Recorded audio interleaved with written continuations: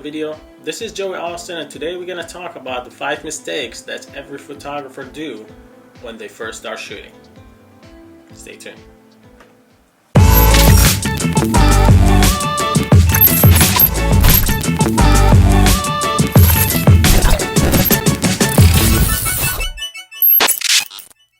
So this is the 5 mistakes that I used to do when I first started shooting. I'm pretty sure every photographer have their own mistakes, but I think this is like some common mistakes, maybe for some of them.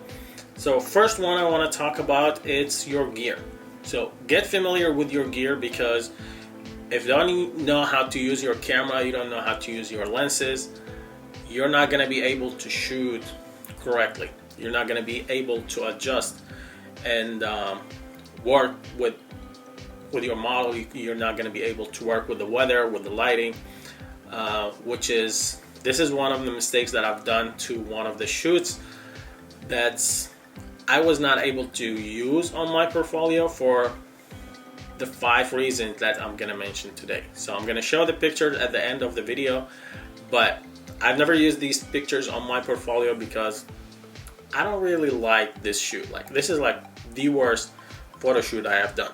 My mistake was I just got the Sony A7iii at the time, and right out of the box I got it and I went to the shoot and I started shooting with it, and I didn't have it customized to how I used to shoot with my camera, because I used to have the Sony A6000 at the time, and I had it customized to every button that I need, the shortcuts and everything. And with the Sony A7iii, I didn't have all that, so it took me some time to know where all the button is, and I ended up shooting with some of the shots with auto mode just because I was not able to do it manually. So it's really important that you know your camera before you take it on a shoot. Second thing is using flashlight. Doesn't have to be a flashlight, it could be an LED light, but basically using a light with your shoot, it would open up a new world for you, because now if you know how to use lights with your shots, you can shoot at any time, any place, anywhere. If you don't know how to use the lights, then it's impossible for you to shoot under a direct sunlight, like at noon, for example, because then you will get these raccoon eyes, and unless if you have your model looking up at all the time. So learning how to use flashlight or any light with your shoot, that would really help you, would benefit you. And that's the second mistake, that I didn't bring any flashlight for that shoot, because we were agreed on one time and then she got late, and the light become harsh, and at this point, since I didn't have light, I was not able to do anything except trying to do my best with it. We didn't have any shades either to diffuse that light, so it ended up with really horrible pictures. So that's mistake number 2. If you're doing a photo shoot, make sure that you and the model are on the same page. So if you're one of the things that you need to know is what she's going to be wearing to the shoot, because knowing what she's going to be wearing, it will let you understand what you need to bring with you, where you should shoot. If you agreed on one thing and then she came in wearing another, then the location that you chose for the shoot may not work for what she's wearing. So make sure that you and the model on the same page as far as what she's going to be wearing, how her hair is going to look, the makeup, all these kind of stuff, because that's going to help you understand what kind of shoot you're going to be doing. And that was one of the mistakes with this photo shoot, because we agreed on she's going to be wearing a dress, and she came up wearing the jeans and a shirt, which at that point it just threw my game out because I was not ready for that. So that's mistake number 3. So mistake number 4, it's related to mistake number 2, because it's about the location. She chose the location. She insisted on shooting in a location. She said it's close to her place, She doesn't have vehicles, so it would be nice to shoot over there. There's a lot of ancient buildings. It's gonna be good look. There's a lot of trees and flowers, stuff like that. And when I got there, there was none of that. It's just like one old church, but it's not one of those like nice looking. It's just old, so you can't shoot anything with it.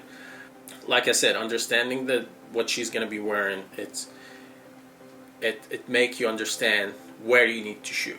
And at this point, it doesn't really matter because she was not wearing what we agreed on, so the location didn't really matter. But the location was horrible. I was not like, there was no shades, there was no place to shoot. There was like a small kids yard. That's what she referred to as. There are a lot of green, so it was not helpful for me. And that's mistake number 4. And the mistake number 5 is doing photo for pictures, or photos for print, PFT, if you're not familiar with that term. So basically what happened is you and the model agreed on doing a photo shoot. So the model give you her time, you can shoot, take the pictures, and in return you share the pictures with her out of charge. So no one pays the other.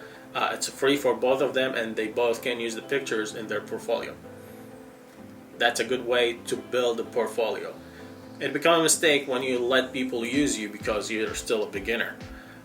Like if you're shooting for a commercial or for a product or shooting a wedding, or being a second shooter in a wedding.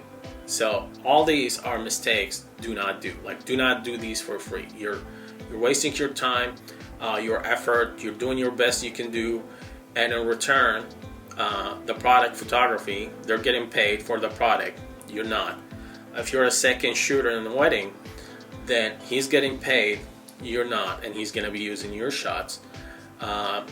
If you're shooting a wedding by yourself, I mean, it's fine if it's a family, but if they're not, then you should get paid. Because working 8 hours, 6-8 hours with a wedding, dealing with 50, 60 people, sometimes even 100, trying to work from day to night, and on top of that, editing all these pictures, that's a lot of time that you should be getting paid for. So don't let people use you just because you're starting as a photographer.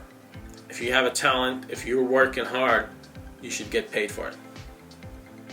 So there you go. This is the 5 mistakes that I've done, and I don't want any photographer to do because it's not fair for us as photographers.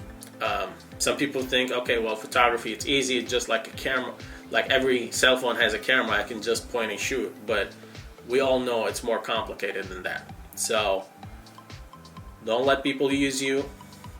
Don't do these mistakes. If you're trying to build your portfolio, make sure you communicate with the model, select the location that you're familiar with so you can get the best work that you can do. Get familiar with your gear, learn to use flash, and there you go. That's the 5 mistakes that I've done. I did like 4 of them in this photo shoot. So I'm going to show you the pictures. But before I do, if you guys like the video, give us a thumbs up. If you want to see more videos like this, please subscribe to the channel so you can see them right when we upload them. Thank you guys for watching. See you in the next one.